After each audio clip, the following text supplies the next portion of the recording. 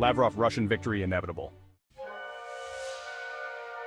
Victory is the only language the West understands, said the Russian foreign minister. According to Lavrov, the collective West is trying to subordinate the whole world to its rules-based international order. Russian Foreign Minister Sergey Lavrov attends the 79th session of the UN General Assembly at the UN headquarters in New York City, USA. Moscow will win in Ukraine because this is the only language that the West understands, according to Russian Foreign Minister Sergey Lavrov. Lavrov flew to New York on Wednesday to attend the 79th plenary session of the UN General Assembly and hold a series of bilateral meetings. Before leaving Moscow, he spoke to TASS about the current situation in the world. Wherever the West intervenes to solve a crisis, Lavrov told the news agency, everything only gets much worse. Thousands of victims, devastation and socio-economic problems are the result.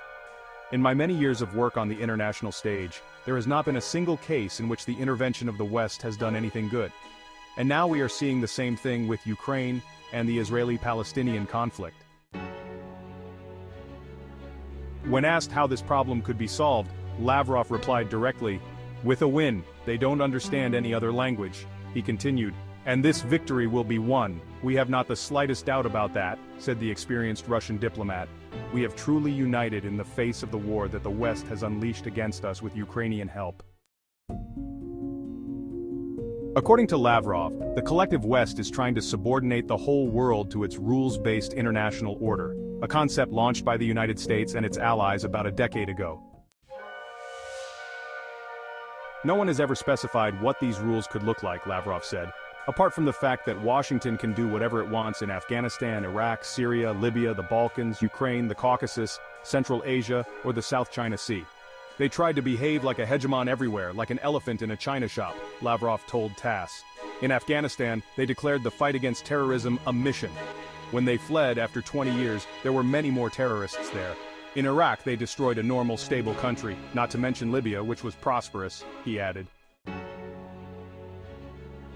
To illustrate how the West has trampled on the United Nations Charter, Lavrov referred to the 2008 Declaration of Independence by ethnic Albanians in Kosovo, a province of Serbia that has been under NATO control since 1999.